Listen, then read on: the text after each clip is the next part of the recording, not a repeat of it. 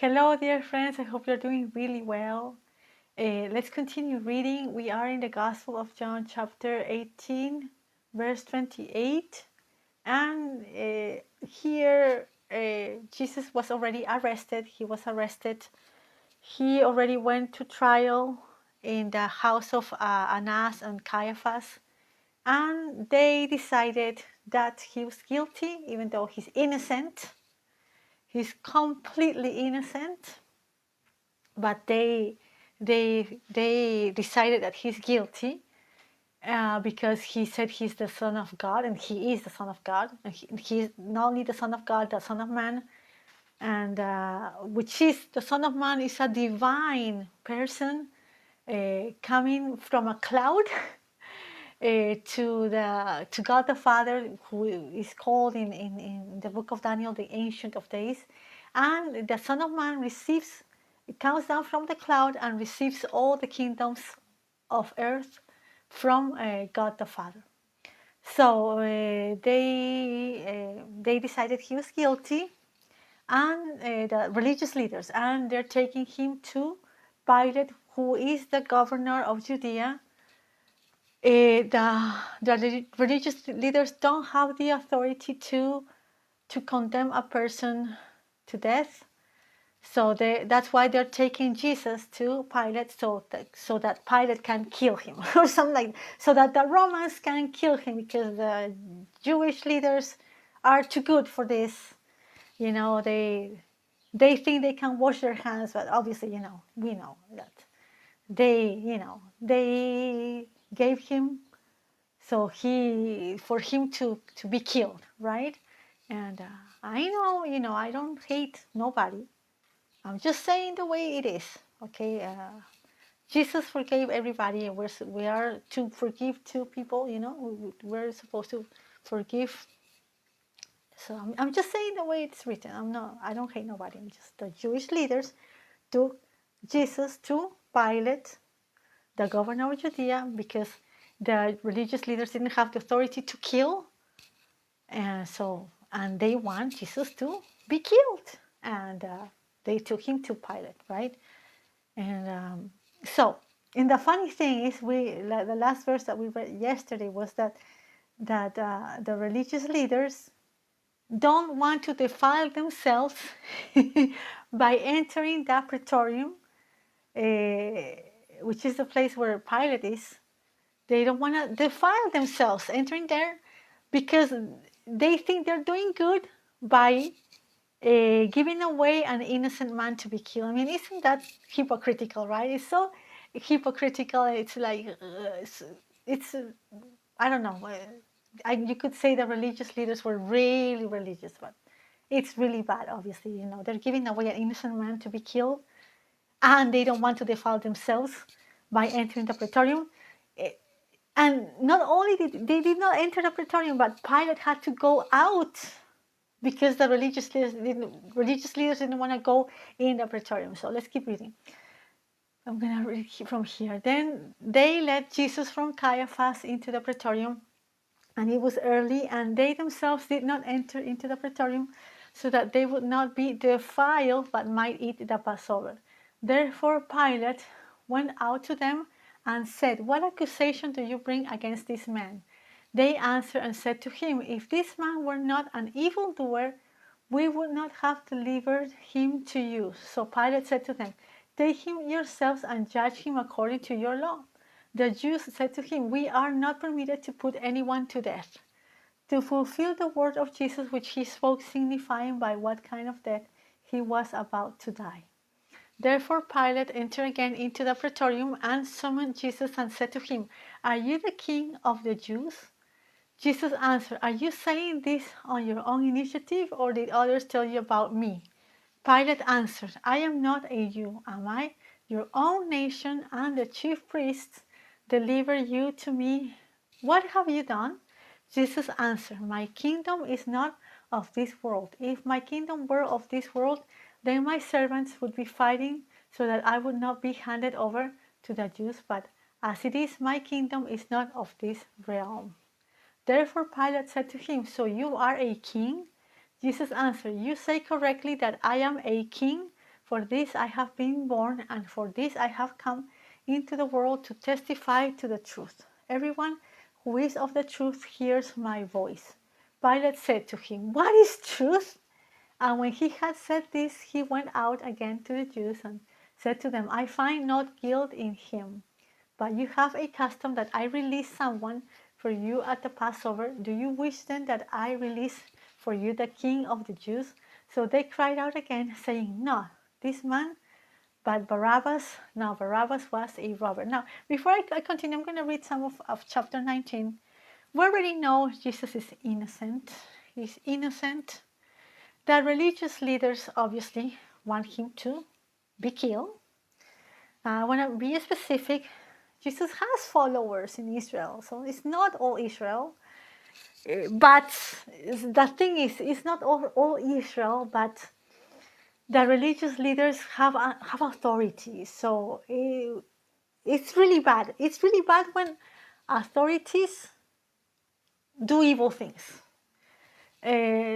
Obviously, the disciples believe in Jesus, and Jesus has other followers.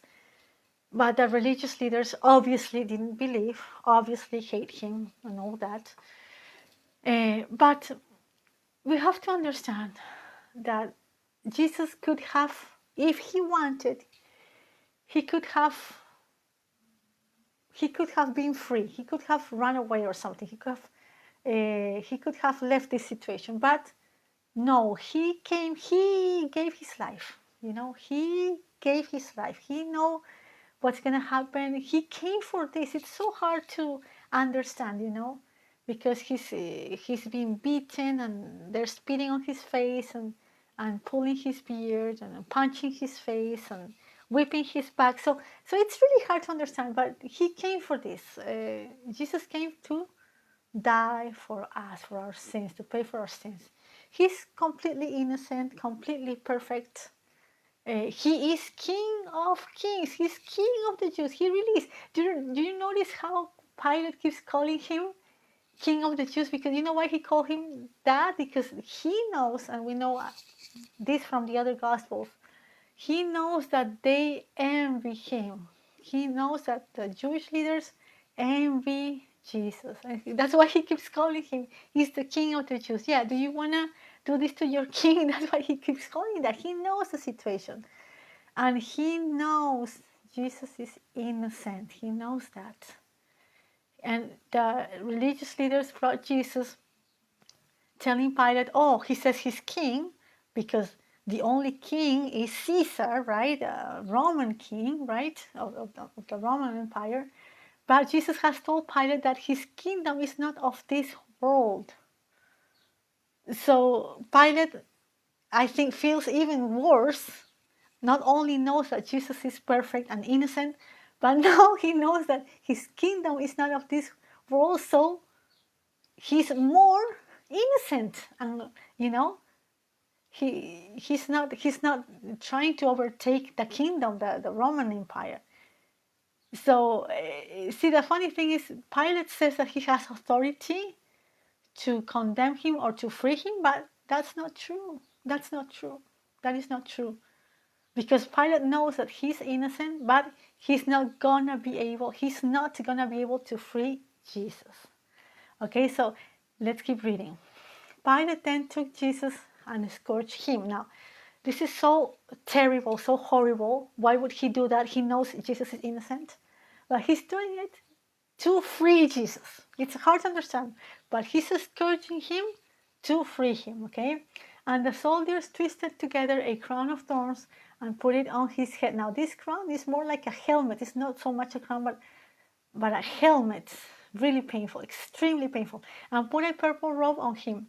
And they began to come up to him and say, "Hail, King of the Jews," and to give him slaps in the face. Pilate came out again and said to them, "Behold, I am bringing him out to you so that you may know that I find no guilt in him." Jesus then came out wearing the crown of thorns and the purple robe. Pilate said to them, "Behold the man." So when the chief priest and the officers saw him, they cried out, saying, "Crucify, crucify." Pilate said to them, "Take him yourselves and crucify him, for I find no guilt in him." The Jews answered him, "We have a law, and by that law he ought to die because he made himself out to be the Son of God." Jesus is the Son of God. He didn't make himself out to be. He is the Son of God, okay? Therefore, when Pilate heard this statement, he was even more afraid. So Pilate knows Jesus is innocent. He doesn't know what to do. And he says he's able to free him, but he's not going to be able to. So he really does not have authority, does he? And he entered into the praetorium, this is Pilate again, and said to Jesus, "Where are you from?" But Jesus gave him no answer. So Pilate said to him, "You do not speak to me. Do you not know that I have authority to release you and I have authority to crucify you?" He doesn't. Okay, he doesn't, but he's saying that.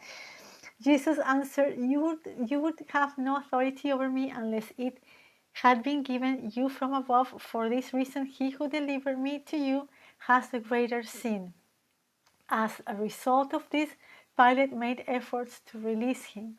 But the Jews cried out, saying, "If you release this man, you are no friend of Caesar. Everyone who makes himself out to be a king opposes Caesar." Therefore, when Pilate heard these words, he brought Jesus out and sat down on the judgment seat at a place called the Pavement, but in Hebrew, Gabbatha. Now, it was the day of preparation for the Passover. It was about the 6th hour, which is noon. It was about noon. And the Passover is going to start at sunset, okay? Because the days for them start at sunset and finish on, the next sunset. So it was noon, and the Passover is going to start at sunset, okay? And he said to the Jews, "Behold your king." So they cried out, away with him, crucify him." Pilate said to them, "Shall I crucify your king?" The chief priests answered, "We have no king but Caesar." So he then handed him over to them to be crucified. It's so funny because Pilate says he has the authority to condemn him or to release him, but he couldn't release him. He doesn't have the authority. I mean, in name he does. In name he's supposed to be the authority, the governor, but he wasn't supposed to release Jesus. So he really doesn't have the authority, does he? Isn't it interesting? Some people think they have, yes, I have the authority for this and for that, and it's not really how it is. He knows Jesus is innocent. He knows that very well. He's sure of it, but he wasn't able to release him. And now this is, people blame Pilate. I'm not here to defend him, but he's not the only one involved, dear friends. He is involved, of course. The Romans are involved, but also the Jewish leaders. Everybody's involved, the whole world against Jesus Christ. Both a Jew and Gentile, both against God, against the King of Kings and Lord of Lords, who is Jesus Christ. So very painful to read.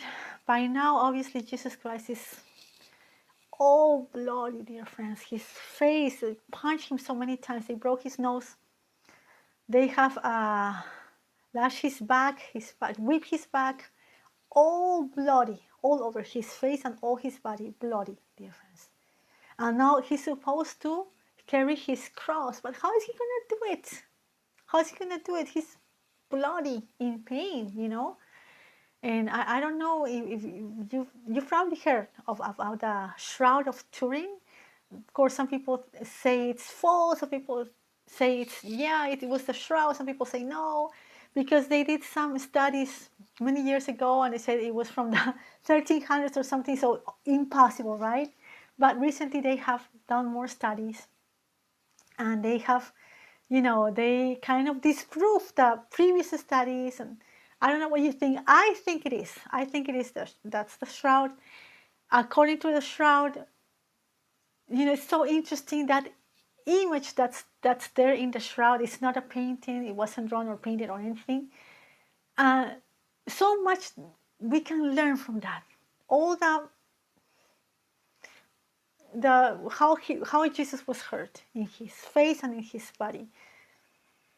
And